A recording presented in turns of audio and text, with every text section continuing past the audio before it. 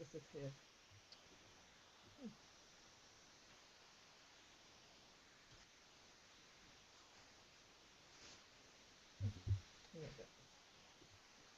Namaste. My name is Vivekanand and welcome to this hangout on air. Let me start my timer. We are a bit late today because our co-host David Leopold is having some technology problems. He's unable to log in, so I was trying to help him, but anyway, he would be hoping. I would hope that he would join, and let's see. But anyway, I'm starting the timer, and let's get going.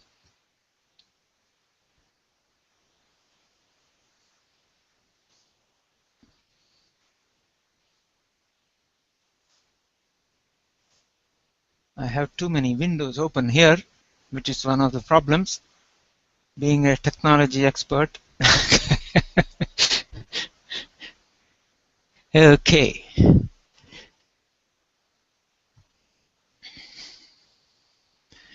This is the 12th episode in a series that I have started with a view to help entrepreneurs who have lots and lots of ideas and would like to succeed with lots of projects. As in the previous episode, in this episode, the focus is on processes and stages, and we take a deeper look. I have great pleasure in welcoming our panel. Usually it used to be David F. Leopold only, but today we have a guest who will be introducing herself soon, because that's our usual way. On the agenda today, we begin with just a minute where each panel member takes center stage and gives 60-second elevator pitch.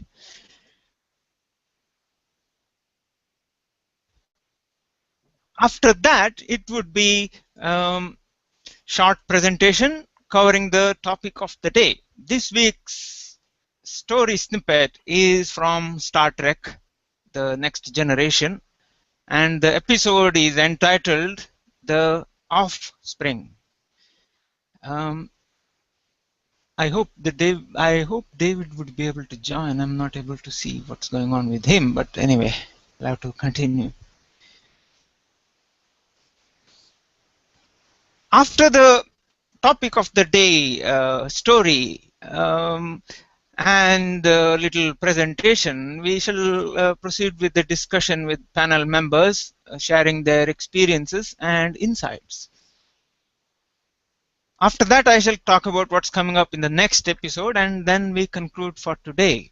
As in previous episodes, I aim for half an hour, but I would not dare to cut off anyone when the discussion is lively and adding value. As David Leopold said in one of his HOAs, when the discussion is flowing, we keep going. But of course, we would limit it to a maximum of 1 hour because we have to, after all, keep track of, value our viewers' time. So we have come to the just a minute section. Each of us will have a minute each, and we shall give you our 60-second elevator pitches. Within a minute, each of us will try to explain why anyone should contact us, how it would be helpful for them, and how they can contact and connect with us. There will be a penalty if you go over a minute, which is meant to be fun. The penalty is you will have to say the sentence, integrate, simplify life, 3 times. Penalty for me would be decided by the panel members. So let me start the whole thing going. I have a 1-minute timer here, and let me start that, and let's get going. Should I go? I'm going first. I believe in living a simple life. I believe in thinking differently. I am proud to share my beliefs with Steve Jobs and Leonardo da Vinci, who said, "Simplicity is the ultimate in sophistication." Here's my simple way. Avoid the cowboys. Work with the Indian. Let the Indian handle technology, and you live an integrated, simple life. Maybe you have lots of projects and you are struggling to find someone who can integrate and simplify. Contact me through my Google Plus page or my website, wake-technology.com. Hope that came in within 60 seconds. It's our guest's turn now. I shall call out each of your names, pin you on the main screen, and start a timer. So, Heidi. you know, you began with a belief, and I can say I believe that the peace in the world is created by good relationships, and the good relationships begin in your intimate relationships, in your family and with your partner. So I've dedicated my life to work with people on their relationship problems. But you know, I am a person who has many projects. And I'm a singing teacher, voice coach, and relationship coach, transformational coach, and many other things. So I have a lot of projects, and I'm burning for bringing consciousness into the world.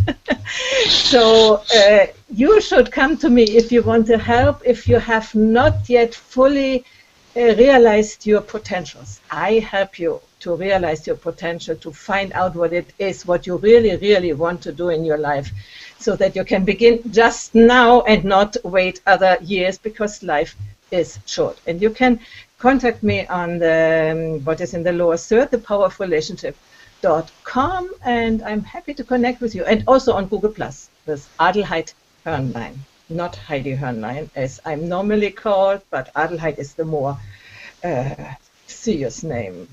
Which was my baptized name, but Heidi is more colloquial. So as we are here in a flow situation, I call myself Heidi. It's very similar to my situation. My name is Vivekanand, but most people find it very difficult to pronounce it. So people tend to call me Vivek, which is fine with me, and which is why if you see my overlay, that's the part which I have made it bolder and look slightly bigger. So, okay, David is still having some problems. He's still trying to get in, but let me invite him again, in any case, and see whether he can join.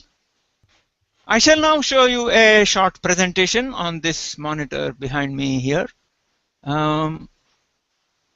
As usual, we begin with a TOTD story, and we shall take detailed look at 2 more of the 7 processes that are part of PRINCE2. In the previous 2 episodes, 3 episodes, we covered 4 processes: starting up, directing, initiating, and managing stage boundary processes as per PRINCE2. In this episode, we cover 2 more processes: controlling stage and manage product delivery processes. You can watch the previous episodes on my website and on my YouTube channel.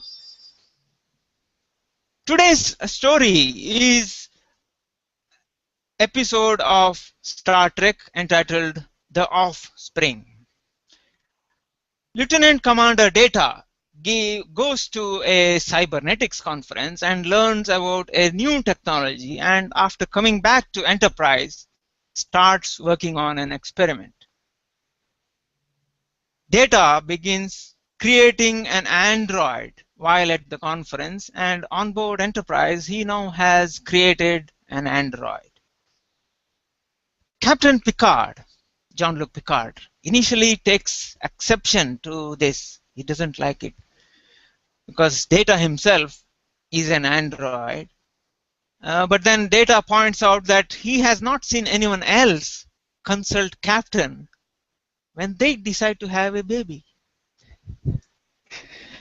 Jean-Luc says that it's not a child but an extraordinary invention. But then Diana Troy asks, why should technology, why should biology, not technology, determine whether it's a child or not? She says, Data has created an offspring, a new life, out of his own being, and that to her means a child. Jean-Luc asks Data, do you know what will happen when Starfleet learns of this? But Data has already studied all available literature on parenting, and he asks Jean-Luc some questions about parenting. But Jean-Luc sadly has never been a parent and he is unable to give a confident answer. Well, as such, any parent able to do that? Often you find difficult questions, and as parents ourselves, we often somehow get going, and we do mistakes, and we learn. So there's no perfect parent anyway. So anyway, in this case, Data has named his child Lal.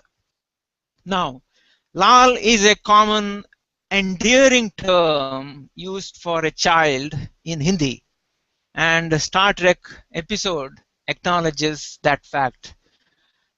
Coming back to present day for a moment, with the Indian sending mom to Mars, I think Star Trek team did well to adopt some names and concepts borrowed from the Indians. Data says he has given the child a feminine form. Diana Troy responds with, congratulations, Data, it's a girl. Data then trains Lal in different stages and closely monitors progress at every stage. After training Lal in basic skills, he goes on to train her in elementary social skills. Data is monitoring progress and says, Lal, the third crosslink transfer series is complete.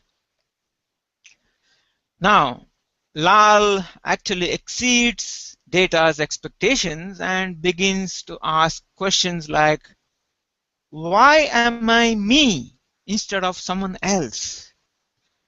Highly philosophical for us, but that's what Lal asks. Data realizes that Lal is truly becoming sentient. And here is a philosophical message from Data. We must strive to be more than we are, Lal. It does not matter that we never reach our ultimate goal. The effort yields its own rewards. But then Starfleet interferes with this whole process, and Admiral Half-Fleet says that there comes a time when all parents must give up their children, and Starfleet wants to separate the two androids. Lal develops intense emotions. Lal does not want to leave her father, but Starfleet tries to force the separation of the parent and the child. But this ends in disaster as LOL's neural pathways fail. It's an Android which data developed it, but it fails. And in spite of all the efforts by data, the Android child dies. Captain expresses the sadness felt by the entire crew of Enterprise. Anyway, let's get back to Earth and present time. I need to do a screen share, and I shall pin you, Heidi. Please share with us your thoughts so far. What do you think of the story and so on? I really am surprised by the story because I didn't see the film, so I don't know. But you know, it shows to me that even they think when there are machines, then when you don't respect the interiors, they would die. So this is what happens with humans for sure. If you don't respect the interiors and only try to manipulate them outside, they have no survival possibility. So. Yeah. Here's today's topic, which is PRINCE2. There are lots of processes which I have covered in previous episodes. In this episode, I would be talking about two of them. I actually use a software called as iMindMap. And that has its own built-in presentation mode, but then it takes over the entire screen, so I can never use it on a HOA until Think Busan, the company that develops the iMindMap software, changes things.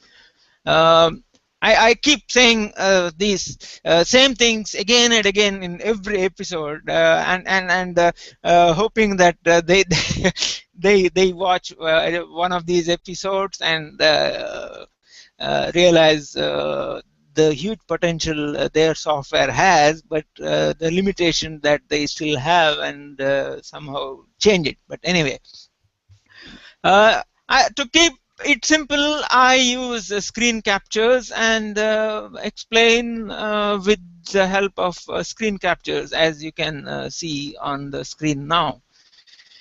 The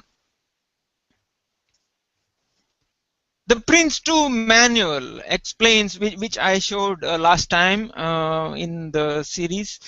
It's a manual, it's a book containing some 400 pages. It explains each process by covering purpose, objective, context, and activities of each process. I shall adopt a similar approach, but by using mind map. This is a mind map showing all of the 7 processes as defined by PRINCE2. Today I shall be covering the process numbered 5 and 6 there. As you can see, both these are responsibilities of project manager. This is a mind map of the control stage process. I know it looks really sophisticated, a lot of stuff on that, but I would be zooming into each branch, and then I shall explain. I have zoomed into the first branch. The control stage process forms the main part of project manager's work. The project manager would spend most of his or her time going through aspects of this control stage process. The purpose of this process is to assign work to teams working for the project manager and monitor the work that is done. The purpose of this process is to allow project manager to deal with issues properly, to report progress to the project board, and to take corrective action. That is the purpose branch of the mind map. The objective of this this process is to focus on the product so that any deviations are reported and corrected as and when necessary. The objective of this process is to maintain focus of the project so that it's within the tolerances. It is to control the risks and issues, to review business case. As I have been saying in almost every episode, the business case has to be reviewed again and again throughout the project. And whenever a business case becomes invalid, the project has to be closed, project has to be stopped to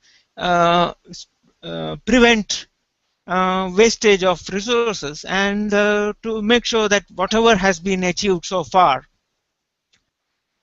can be used probably for some other purpose, but so that it doesn't go waste. So it has to be closed. So business case has to be reviewed again and again throughout the project. The objective is to control the delivery of the agreed products so that they are within the planned cost, effort, and time. This is the whole objective of this process branch of the big mind map that I showed you. The context is the main work of project manager.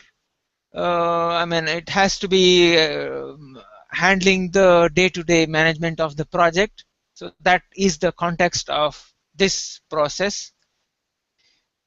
It's also work packages, defining them and controlling them.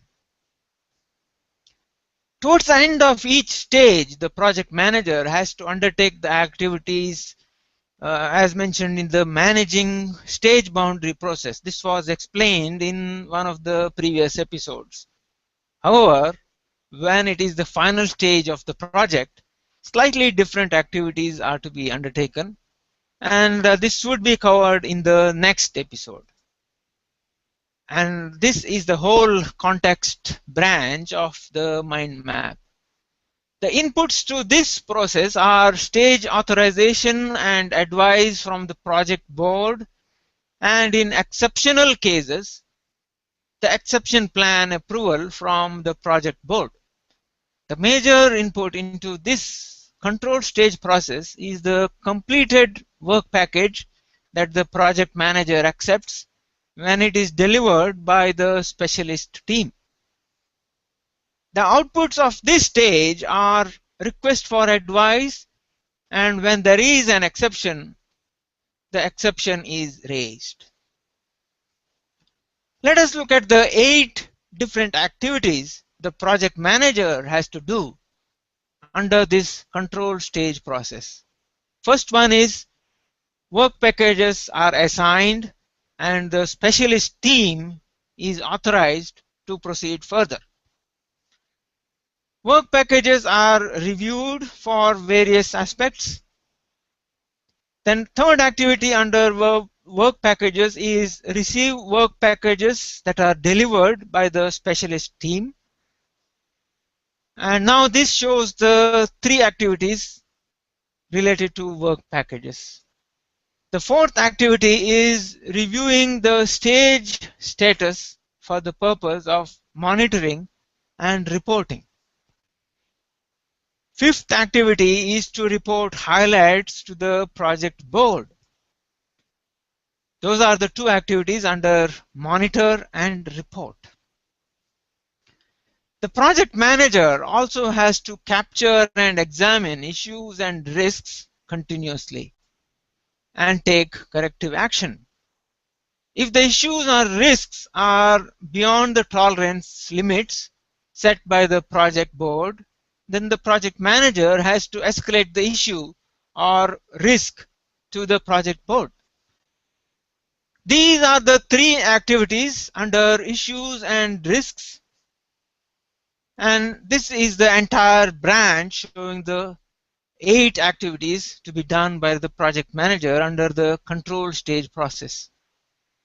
We are back at the big mind map of control stage process, and now this is the mind map showing the 7 processes. I just explained to you the control stage process, and let's now take a quick look at manage product delivery process. The product delivery process is done by a specialist, and this mind map doesn't look that complicated compared to other processes because this process is mainly done by the specialist team, and there are control aspects which where rest of the project team interacts with the specialist team, but not much control happens other than specified in this mind map. Let's look at the branches quickly. The purpose of this manage product delivery process is to control the link between the project manager and the team manager. Team manager manages the specialist teams. These may be teams consisting of different people ranging from software developers, cooks, bricklayers, painters, carpenters, anything. Consisting of different teams, different aspects of a project, can be anything. And the project, as I have explained in the previous episodes, PRINCE2 can be applied to any project of any size. That's the beauty of the whole PRINCE2 concept. It allows you to start with a small project, create systems and processes, and then expand them as your company grows. That's the whole idea. The purpose of this process, managed product delivery process, is to formalize the process of accepting, executing, and delivering the requirements. The objective is to ensure the team works on authorized work rather than go on wild goose chase, so to speak, and to ensure clarity of what needs to be produced by the team, team managers, team members, and also the suppliers, if there are any. The objective is also to ensure delivery of products for the project as expected within tolerances.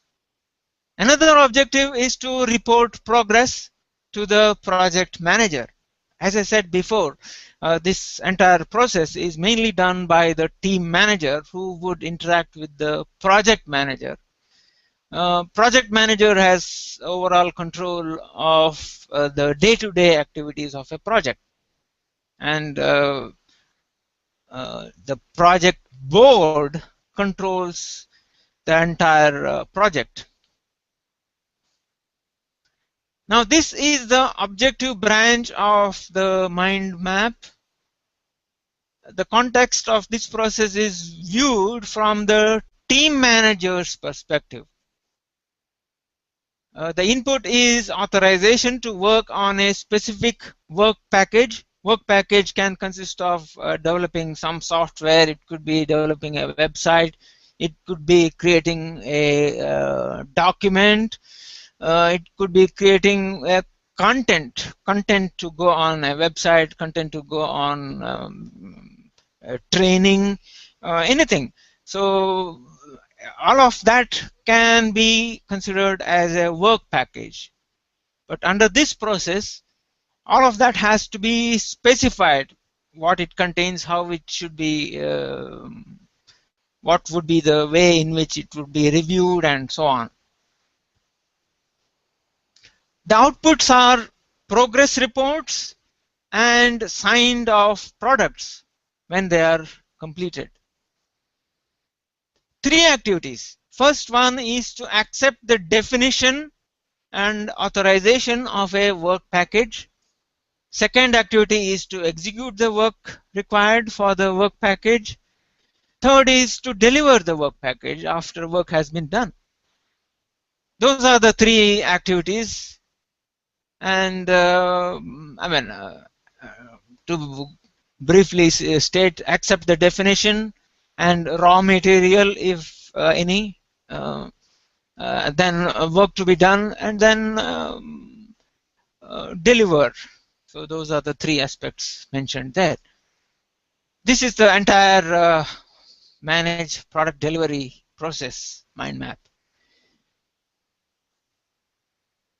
We covered directing, starting up, initiating, and manage stage boundary processes in previous episodes.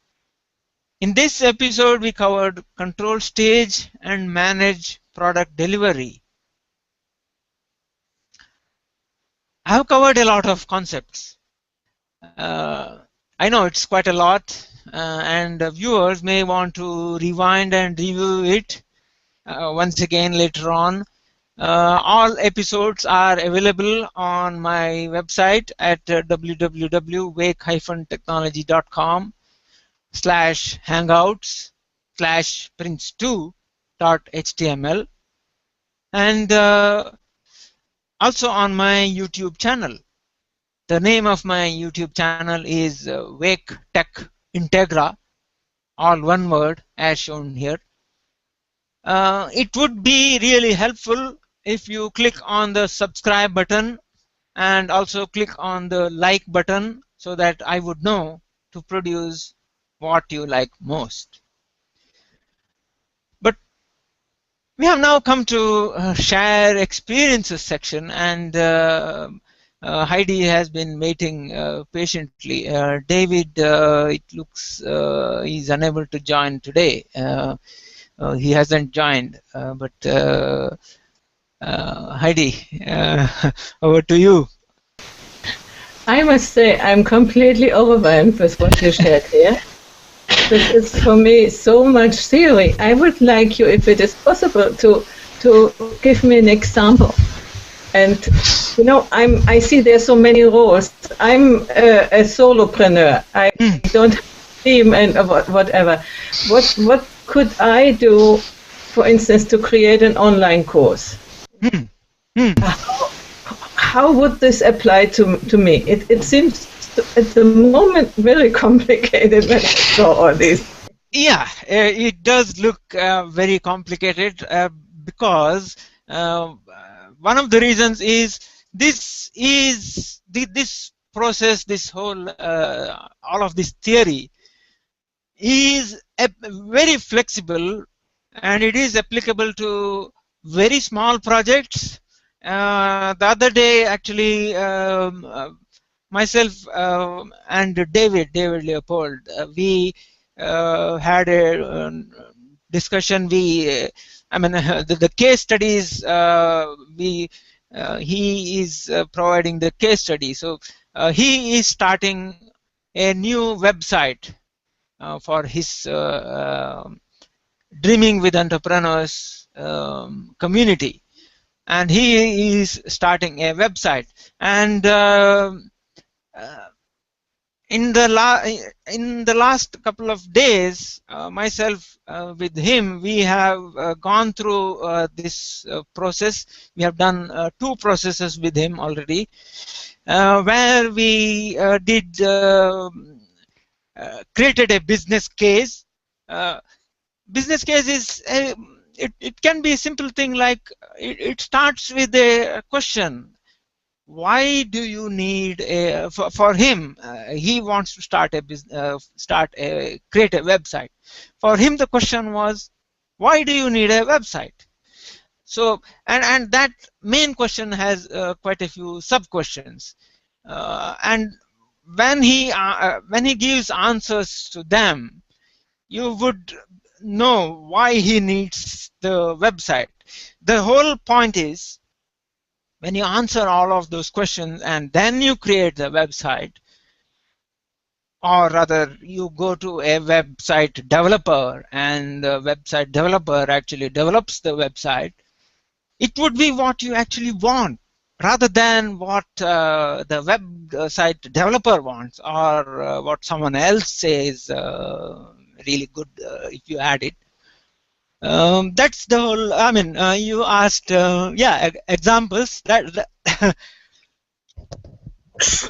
yeah, examples we have. But you were saying training program. Repeat again, please. For instance, a training program, or I mean, I'm already doing now a project, the new Hangout show, which will start in November 19th. My way through how to do it, and I'm still working on it, you know. But I never had, how to say, such a mind map. It comes, oh, I need to do that. Oh, I need to do that. Oh, I better do that. And, you know, it comes like this, but I don't have it. Yeah, one example I would give straight away for you is a mind map. Mind map gives you an opportunity to put down things that come to your mind.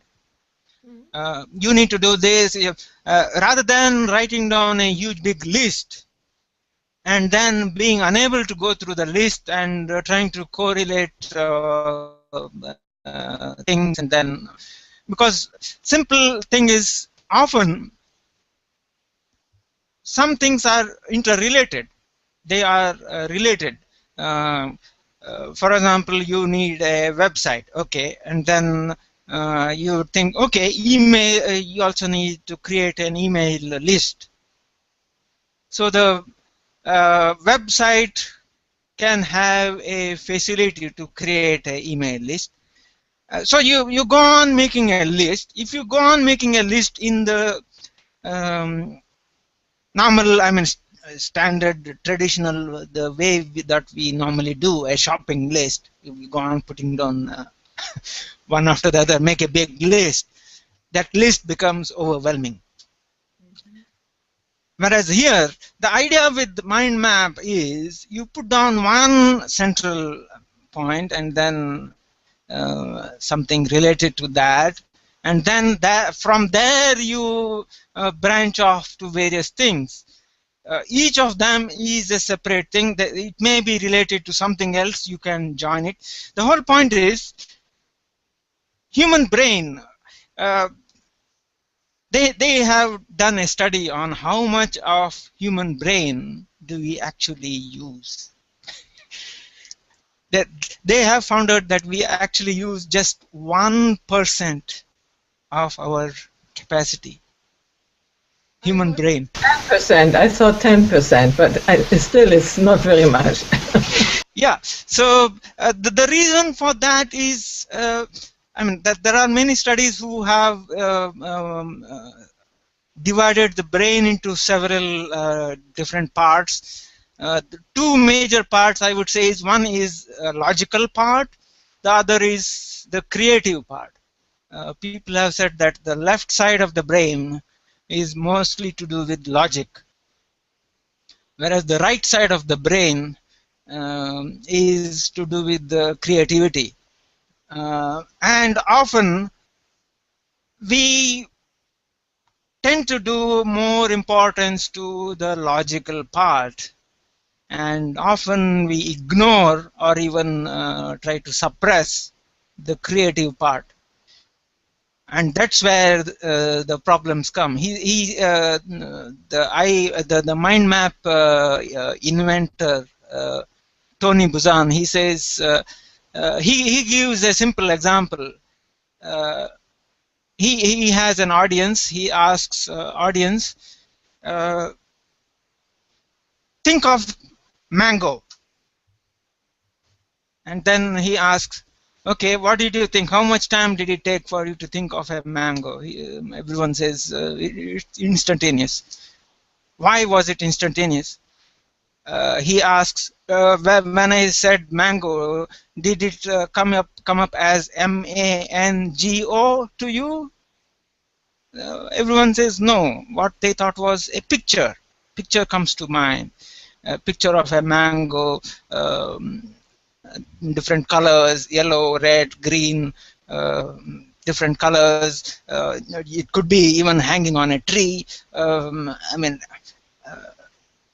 for me, in my childhood, I used to go and throw stones at the mango trees to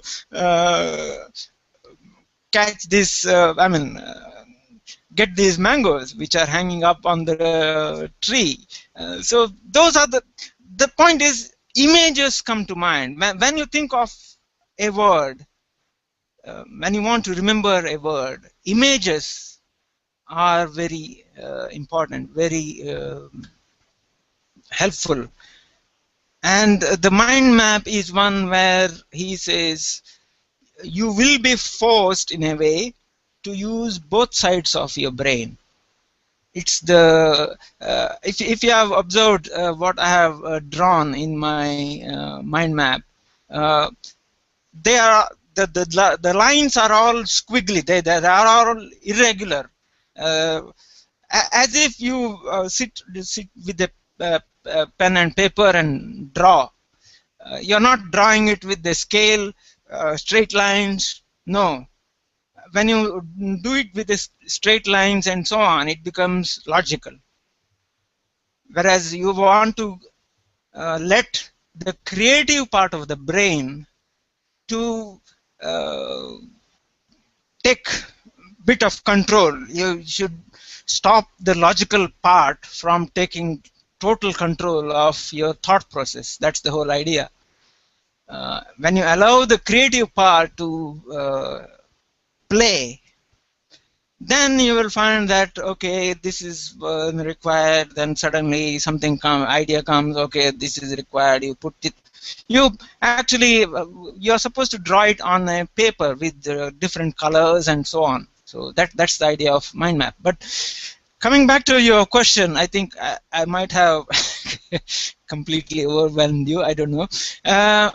Mind map is one aspect where you can draw various things, relate them to one another, and when you do that, you will see that it becomes simpler when you are able to remember this is related to that. So, and then new ideas will come.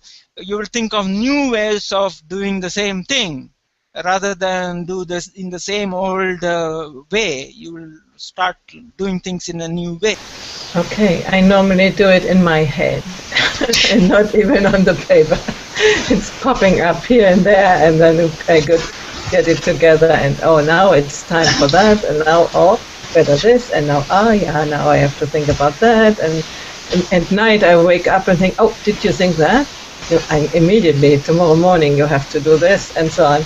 This is my process, which is not on paper. Yeah, but it needs to be recorded somewhere. That's the whole point. If you use a mind map, just put it down somewhere on a piece of paper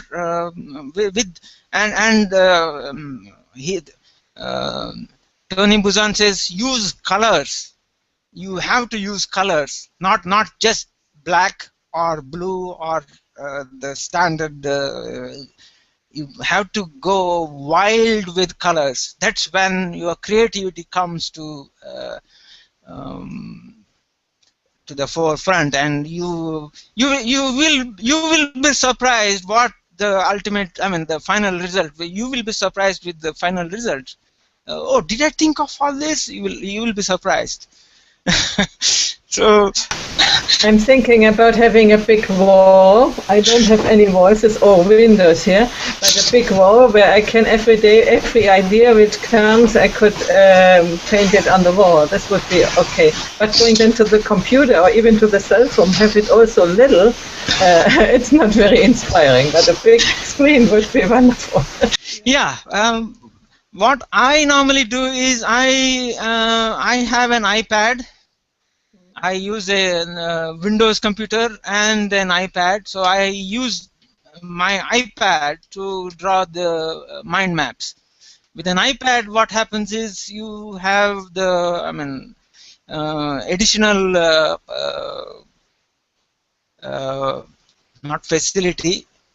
You can draw it with your fingers. That's the rather than struggle with the keyboard, you can use your fingers and draw, and that gives you more.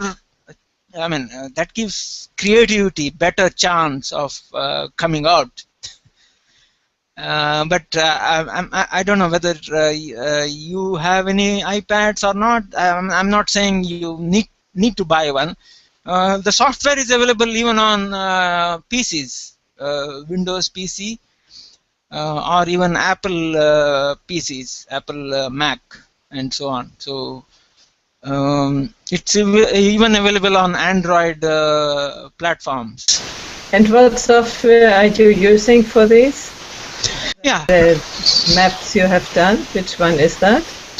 I use it's called iMindMap. That's available on all three platforms: Windows, iPad, as well as the Android phone. I can use on all of them. So, but the point is, yeah, you have this as a solopreneur. When you have these ideas in your head and you put them down somewhere, what you are doing is you are creating a process. The process, when you, the advantage of creating a process, the advantage of putting something down on paper or on a computer or something like that, so that it can be accessed later on, that the big advantage is it can be reproduced, as in you can create a new version of the same thing, modify a few things, and then you create a new one. And as your business grows, it becomes easy for someone else to do portions of it, not all of it. Bits of it you can have someone else do. So that's the whole idea of creating a process and so on. So I don't know whether what do you feel about creating the processes and so on? Yeah, I think I should think about it. I never did it in this way. Any particular reason why you? It's quite likely that you feel it's too complicated, too much to do. I'm more, in the intuitive way doing it, and I like to train my memory. So think about the things and intuit which is now the right moment to do what. So I'm not so much a friend of planning everything, every step. It's I would be the slave of myself. Yeah, that actually suggests a lot of creativity. I know the creative part is almost always chaotic. You will find things that are chaotic, whereas logical part is always very process oriented. You go through steps. But in my opinion, you need a balance. You need to have chaos, a bit of chaos, and you need to have some process. When you attain that, I think when you attain that, I mean, you are saying achieve maximum potential. I think, in my view, at least. That's my belief. I don't know what you think of that. I would be happy to. I mean, I would be. What do you think of that, actually? What role does creativity and logic play in your view? I didn't quite get the question. You say what is the harmony between duty and chaos and intuition, or what? No. Logic and chaos. Yeah, I'm good in logic. I have studied mathematics, and so I could do that, but I did too much. So then afterwards I abandoned all that and moved into the intuitive feeling components, and I can do both. And when it is needed, I do. A very logical process, I will do that. But what I'm sort of fearing is to nail myself into a plan. So, and then I have to do that. So I think with the mind map we could do that. You said at the certain point that you can revision the process. No, there is a loop in where you can reprocess everything when you see that it goes in the wrong direction. So this is okay, but I think there's a psychological, let's say, a false belief that I fear to be dominated by my own plans, because I was in the past. I did a lot of very, I would say today, stupid stuff because I had the plan to do it and I did it. Or so I saw that it was not good. I have a little bit of hesitation to use too much planned things, but I see that it is needed. Yeah, it's. I often feel that you need both. You need if there's only one, then you would have too much of that one thing, whatever that one thing is. Absolutely, yes, I completely agree with you. And it's about to find the right balance and the right means, the right tools. To use internet, to use these hangouts and all these things. When I found that, I thought, wow, this is good. And before I should do webinars, free webinars to promote my courses, marketing stuff, which I always felt so unnatural when people and in this strange super excited way explain to you how perfect everything is. It seemed to me artificial, and I never wanted to do that. But yeah, hang out and be as I am, this is fine. So I think I have found the tool for going out, and I'm preparing that, and for certain parts I'm already doing this. See how it goes on. Okay. Yeah, it was a interesting discussion. We have now come to what's coming up next week. In the episode next week, I shall cover the remaining 2 processes.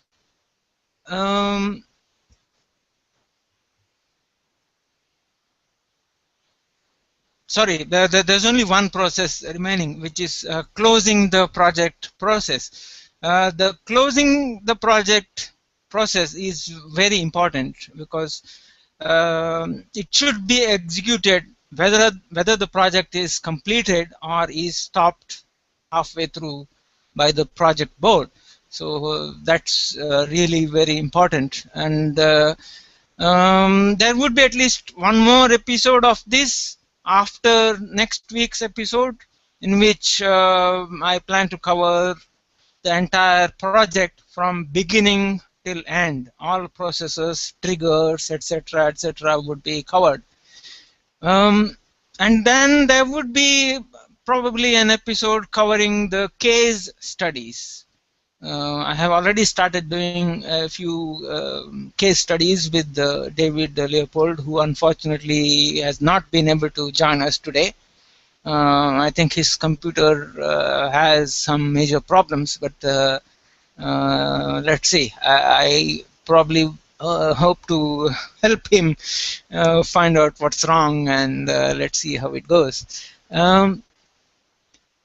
We have now come to the end of the episode today. Your closing thoughts, Heidi? Yeah, my closing would be to invite people to come to our Connection show, which is on Thursday at 9 Eastern. And then to the Wisdom Factory beginning in 19th of November. Join us there. And Yeah, I will continue to plan this new project, and will think about what you told me today, and hope to get it into. Yeah, it's a case where and one of the things you might not have noticed is I didn't say that specifically in this episode, is that the PRINCE2 process, PRINCE2 whole concept, one of the major concepts within one of the major principles is that it needs to be tailored for each project. So it is not cast iron, or it's not laid out in stone, or anything like that. Everything has to be modified for each project. And as I was mentioning, David Leopold's website, I mean, come to think of it, who doesn't need a website? And everyone needs a website. And how you plan to create one, how you plan to use it, all of that, when you go through the PRINCE2 process, the end result will be good. Of course, when you go through the process, you probably will find, oh, this is too tough. Yes, that it's like doing some exercise. It's like doing some you're doing a jogging. When you start doing it, you'll find it, oh, it's too hard. Yes, but once you go through that process and you achieve things, as you go through it, you will find it easier and easier to do, and then end results will be good. That's the whole point. So anyway, those are a few things I can say at this point. And I'm sure you would want to know more. As this is a series of HOAs, there is more to come. Thank you for watching the show, and thank you, Heidi, for making time available and waiting patiently and listening to me patiently today. I know quite a bit of it feels a bit overwhelming, but I can explain to you in depth whenever you have time, and you are welcome to contact me whenever you feel like asking more questions. You can share the link to this show on Google Plus and YouTube and so on. You can reach me through my Google Plus profile or through my website, wake-technology.com. My closing comments, as usual, are integrate, simplify life. Thank you.